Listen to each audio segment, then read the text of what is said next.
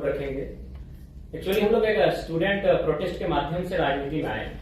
कोई आइडिया नहीं था कि पॉलिटिक्स कैसा होता है, और खासकर कभी मुखिया का चुनाव नहीं लड़े तो बंदे अगर सांसद का चुनाव लड़ेंगे तो ये तो आइडिया ही नहीं था। तो हमने एक स्टूडेंट का प्रोटेस्ट था झारखंड में, वहां आए, मीडिया के सामने अपनी बातों को रखा, मीडिया में कवरेज मिला, तो पूरे राज्य में हमारे विचारों को सर्कुलेट किया गया। उसके बाद से हर एक पंचायत वाइज, प्रखंड वाइज सभाएं होने लगी और लोग हमारा डिमांड करने लगे, हमें सुनने लगे, और कभी कभी 2 बजे रात तक, 4 बजे रात तक लोग सुनने लगे। तो फाइनली लगभग 1 साल पहले 18 जून को हम लोगों ने डिसाइड किया था कि हम लोग चुनाव लड़ेंगे, और चुनाव लड़ेंगे। हम लोगों ने उसके बाद 6 महीने बाद अपने पार्टी को रजिस्टर के लिए आवेदन दिया, लेकिन अभी तक हमारी पार्टी का रजिस्ट्रेशन भी नहीं हुआ। और बाकायदा हम लोग 1 साल के कम समय में चुनाव लड़े और बहुत दमदार तरीके से चुनाव लड़े, और झारखंड के हिस्ट्री में फर्स्ट टाइम कोई इंडिपेंडेंट कैंडिडेट 27% मतलब वोट लेके आया है।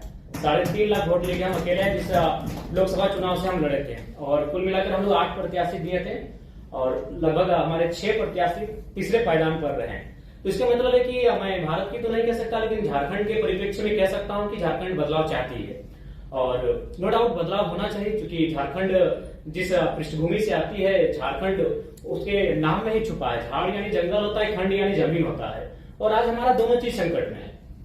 जंगल की बात करने वाला कोई नहीं है। उदाहरण के लिए आप देख सकते हैं आज हंसदेव जंगल की क्या कहानी है। आज दिल्ली का टेम्परेचर हम लोग 45 पा रहे हैं, 46 पा रहे हैं, बिल्कुल अपने मतलब अपोजिट पा रहे हैं। झारखंड का वातावरण से जब दिल्ली में हम लोग कदम रखे तो बिल्कुल असहनीय लगा, और हम लोग को लगा भी नहीं कि 2 मिनट यहाँ ठहर पाएंगे। तो कहने की जो झारखंड का इशू है उसके नाम में छुपा है, और लगातार उन इशुओं पर हम लोग लड़े, उन इशुओं पर हम लोग बात किए, तभी जाकर जनता ने हमें आशीर्वाद दिया। नहीं तो उन पार्टियों से चुनाव लड़ना जो पार्टियां 40 साल पुरानी है, जो पार्टियां 50 साल पुरानी है, जिनका बूथ स्तर में कार्यकर्ता है, जिनके पास धनबल है, उनसे टकरा पाना पॉसिबल नहीं था। तो मेरे कहने का मतलब है आज भी अगर आप, क्योंकि बहुत सारे लोग कहते हैं कि कई साल लगते हैं राजनीति में आने के लिए, सालों लगते हैं, जूते घिस जाते हैं, माने बाल सफेद हो जाते हैं, इस मिथ्या को तो झारखंड हमने तोड़ दिया है कि मात्र साल भर के अंतराल में हम लोग 3.5 लाख वोट लेकर आए हैं। और बस अगर हमारे पास एक बेहतर टीम होती तो पहला ही चुनाव हम जीत जाते। ज्यादा अंतर नहीं था, जो जीते वो 4.5 लाख लाए, जो सेकंड में 3,70,000 लाए इंडिया गठबंधन वाले, और हमसे मात्र 20,000 कम मेरा वोट था। तो इस चीज को तो हमने झारखंड में मतलब एकदम क्लियर कट उत्तर दे दिया है कि समय और साल मायने नहीं रखता है, आपकी आइडियोलॉजी मायने रखती है। और हमारी आइडियोलॉजी स्पष्ट थी। हमने स्पष्ट कहा था चुनाव में कि आप जितने भी लीडर्स हैं, क्योंकि सबसे महत्वपूर्ण जो चीज आती है वो इकोनॉमी की आती है। आज हम यहाँ बैठे हैं, चाहे जिनका जो भी डिपार्टमेंट है, हम लोग कोई साधु संत सन्यासी है नहीं, पीर फकीर है नहीं, हम एक सामाजिक जीवन को जीने वाले हैं, गृहस्थ जीवन को जीने वाले लोग हैं। यानी हमारा सबसे जो महत्वपूर्ण विषय होगा इकोनॉमी होगा, हमारी संपत्ति होगी। तो मैंने वही जनता से कहा कि जिन नेताओं को आप चुनकर भेजते हैं, आप उनके संपत्ति के बारे में पता करें। आज किसी का दिल्ली में, किसी का रांची में, किसी का विदेशों के कंपनियों से टाइप है। एक आपकी बात बताए भी है, इतना यूथ भी है, तो उसके बारे में आपको क्या लगता है? मेरी भी आशा है कि आप जैसे और लोग चुनाव जीते। हमें जरूरत है, इस बार सिर्फ 7 इंडिपेंडेंट कैंडिडेट हैं, हमें चाहिए कि एक स्ट्रॉन्ग डेमोक्रेसी के लिए और आए, क्योंकि आप मुद्दे उठा रहे हैं जो रेलेवेंट मुद्दे हैं।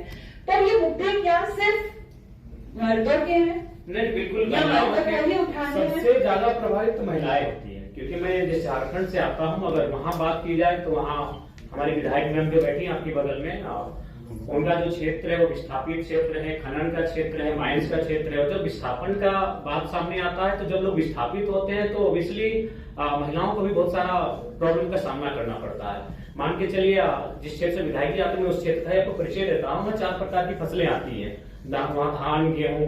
तो महिलाएं जब अगर विस्थापित ना होती है, क्योंकि झारखंड में बात करें तो आपको विस्थापन की बात करनी होगी, आपको माइंस की बात करनी होगी। जो लोग यहाँ बैठे हैं और इसलिए आप झारखंड को जानते हैं मिनरल्स के लिए, और नो डाउट हम लोग देते हैं 27% कोयला देते हैं, ओवरऑल 40% खरीद देते हैं।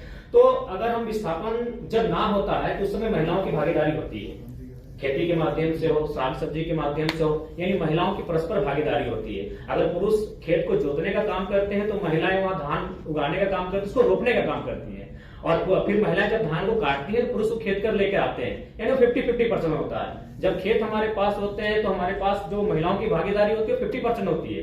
लेकिन जब उस क्षेत्र से हम स्थापित कर जाते हैं, वो क्षेत्र जब गवर्नमेंट किसी परियोजना के लिए ले लेती है तो महिलाएं शून्य हो जाती है, उनके हाथ कट जाते हैं। तो जब हम लोग न्यू झारखंड की बात करेंगे तो महिलाएं ऑब्वियसली बहुत भारी संख्या में होंगी, और इस चुनाव में हमारे पास जो मेरा वोट बैंक रहा 3.5 लाख, उसमें अगर रेशियो भी देखा जाए तो 60% यूथ थे, बाकी 40% महिलाएं थी।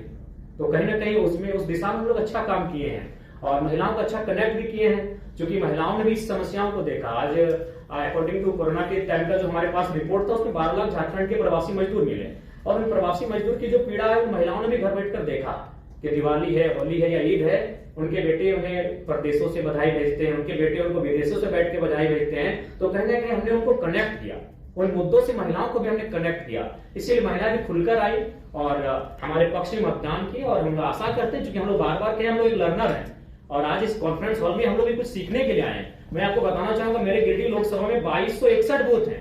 हमको लगता है कि 1200 से 1300 बूथ में हमारा बूथ एजेंट बैठा था, 1000 बूथ में हमारा एजेंट नहीं बैठा था, और फिर भी हम लोग वोट गेन करके आए। तो हम लोग ऑब्वियसली लर्नर पीरियड में है और चीजों को जब हम लोग सीखेंगे और जब इस प्रकार दिल्ली में बैठकर, महाराष्ट्र में बैठकर, अन्य प्रदेशों के जाके कॉन्फ्रेंस में बैठेंगे, सेमिनारों में, संगठनों में हम लोग भाग लेंगे और उन चीजों को जब हम लोग सीख कर जाएंगे, कुछ परिपक्व होकर जाएंगे, तो अपने झारखंड में निसंदेह उसका इम्प्लीमेंट करेंगे और बेहतर करेंगे। हम आशा है कि आज जो प्रबुद्ध लोगों के बीच हम बैठे हैं, जब इनसे हम कुछ सीख कर जाएंगे तो आने वाले झारखंड में विधानसभा चुनाव नवंबर में हम लोग बेहतर करेंगे। और अखबार की सुर्खियों ने भी संदेश दिया है, हम लोग बेसिक चुनाव हारे हैं, लेकिन आज 4 दिन से लगातार अखबार की सुर्खियों में यही रहा कि जयराम महतो हार के भी झारखंड के राजनीति के नायक बने।